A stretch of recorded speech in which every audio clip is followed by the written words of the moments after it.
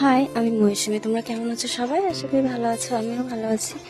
তো চলো ভিডিওটা স্টার্ট করা যাক। এখন বাজে হচ্ছে 4টে, তোমরা তো দেখতেই পারছো। আর আমি স্নান করে চলে এসেছি। কি বলো তো, সকালবেলা ওই একটা অভ্যাস হয়ে গেছে। তো তোমরা আমার মতন কে কে স্নান করো তোমরা অবশ্যই কমেন্টে জানিও। তো চলো ভিডিওটা স্টার্ট করা যাক। চলো আজকে তোমাদের সঙ্গে একটা কথা শেয়ার করি। আসলে কি বলো তো, আমি প্রায় শাশুড়ি মাকে দেখেছি বৌমাদের উপর একটু অত্যাচার করে। কেমন অত্যাচার করে বলো তো, যে সকালবেলা উঠে আগে সূর্য ওঠার আগে স্নান করতে হবে। এখন আর মানুষ কিন্তু অতটা করে না। আগে হ্যাঁ, আগে করতো, যে সূর্য ওঠার আগে স্নান করতো, কিন্তু এখন এর ঘরের বৌমারা করতে চায় না। কিন্তু তাদের উপর জোর জোর খাটায়, যে আমরা করেছি তোমরা কেন পারবে না। তো এই জিনিসটা না আমার মতে খারাপ জিনিস। কারণ অন্যকে এইভাবে টর্চার করা উচিত না, যে সকালবেলা উঠে স্নান করতে হবে আগে। সেটা তার ব্যক্তিগত ব্যাপার, সে করলো না করলো। হ্যাঁ, তবে বাসি কাপড়টা ছাড়া উচিত, যেমন আমি আগে ছাড়তাম, কিন্তু এখন আমার নিজের থেকেই চলে আসে যে আমি সকালবেলা উঠে আগে স্নান করব। এবার কি বলতো, মানুষের বিবেক বুদ্ধি নিয়ে হচ্ছে বিচার করা। তাদের বিবেক বুদ্ধিতে যদি চায় না যে আমি স্নান করব না, তাহলে স্নান করবে না। তাহলে জোর খাটিয়ে কোনো লাভ নেই। এতে কি হয় বলতো, শাশুড়ি বৌমার মধ্যে একটু অশান্তি শুরু হয়ে যায়। তবে যখন তার বৌমা সে বুঝবে যে হ্যাঁ আমার এটা করা উচিত, তখন সে এমনিতেই করবে, তাকে বলা লাগবে না তখন।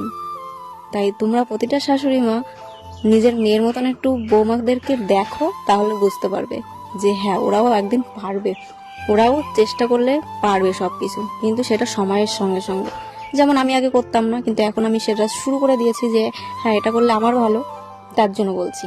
তো চলো, অনেক কথা বলে ফেলেছি তোমাদেরকে। তো এর মধ্যে আমার অনেক কাজ করাও হয়ে গেছে, তোমরা দেখতে পাচ্ছ। আর এখানে আমি তুলসী মন্দিরেও মুছতে চলে এসেছি। আমি এই দেখো, এই কাজগুলো আমি মনে করি যে এইগুলো আমার নিজের কাজ, এই কাজগুলো আমাকে করতে হবে। তেমনই অন্য অন্য বৌমারাও এক সময় যখন বুঝবে, তখন তারাও এরকম করবে। এখন আমি নিজের ভেবে এই সব কাজগুলো করি। তার জন্য আমার আর কখনো অসুবিধা হয় না, যে না এই কাজগুলো আমার সংসার, আমাকে করতে হবে, তার জন্য। তারপর চলো এখানে বেসিন মুছতে চলে এসেছি। তোমরা তো জানোই আমার এই মোছামুছির কাজ ছাড়া আর কোনো কাজই নেই, শুধু সারাদিন মোছো মোছো মোছো, এই কাজ আর পরিষ্কার করো। তারপরে এখানে বেসিনটা নোংরা হয়েছিল, সে বেসিনটাকে পরিষ্কার করছি।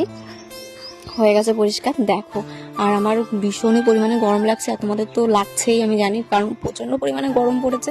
আর এই গরমে তোমাদেরও ভীষণ কষ্ট হচ্ছে, আমারও কষ্ট হচ্ছে। তারপরে এইখানে আমি চলে এসেছি হচ্ছে একটু কাজ করতে।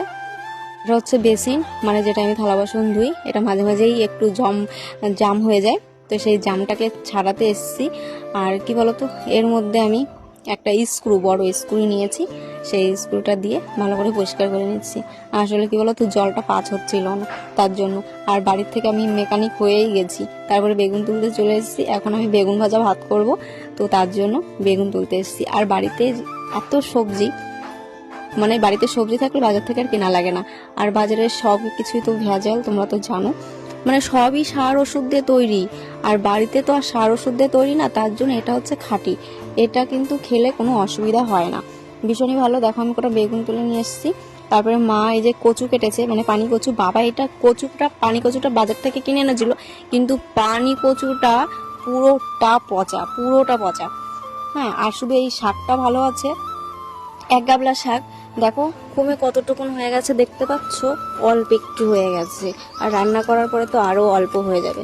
তারপরে চলে এসেছি আমার বাথরুমটা পরিষ্কার করতে। তো আমি ওই পাশেরটুকুন আমি আর আজকে পরিষ্কার করব না, কারণ আমি সকালবেলা স্নান করেছি, তাই আমি ওই পাশেরটুকুন আর যাবো না পরিষ্কার করতে। আমি এই পাশেরটুকুন ডোলে ভালো করে পরিষ্কার করে রাখবো। আর কি বলো তো, এই যে সাদা যে পাথরটা, এটা কিন্তু আমার পছন্দ করা। আর এই পাথরটা এনে আমি যে কি পস্তাচ্ছি, মানে কি বলবো, এত ডোলে ডোলে পরিষ্কার করে রাখতে হয় আমাকে। এই পাথর বোঝল তোমরা কেউ লাগিও, কারণ এই সাদা পাথর পরিষ্কার করতে করতে তোমরা পাগল হয়ে যাবে। তারপরে আমি কটা আম মেখে নিচ্ছি এইখানে।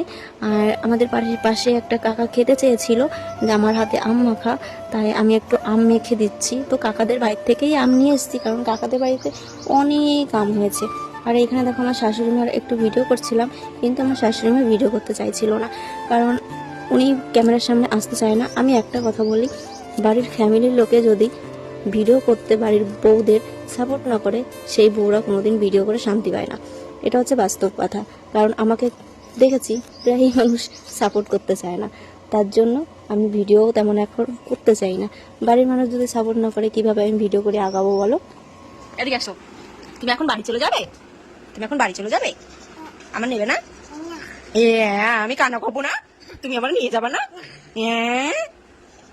আমি যাবো, আমি যাবো না। এ কেমন কথা মা?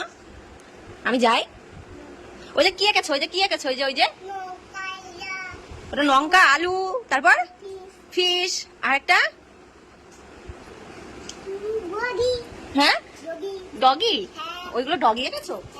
তাই আমার সোনা মা, একটা হামি দাও তো আমারে। একটা হামি দাও, একটা হামি দাও, একটা হামি দাও, একটা উমা দিয়ে যাও, একটা উমা দিয়ে যাও। এই যে উমা, উমা দাও, উমা দাও, উমা দাও। আবার দুষ্টুমি করে কেন? একটা উমা দাও। ঠিক আছে, মনে থাকবে।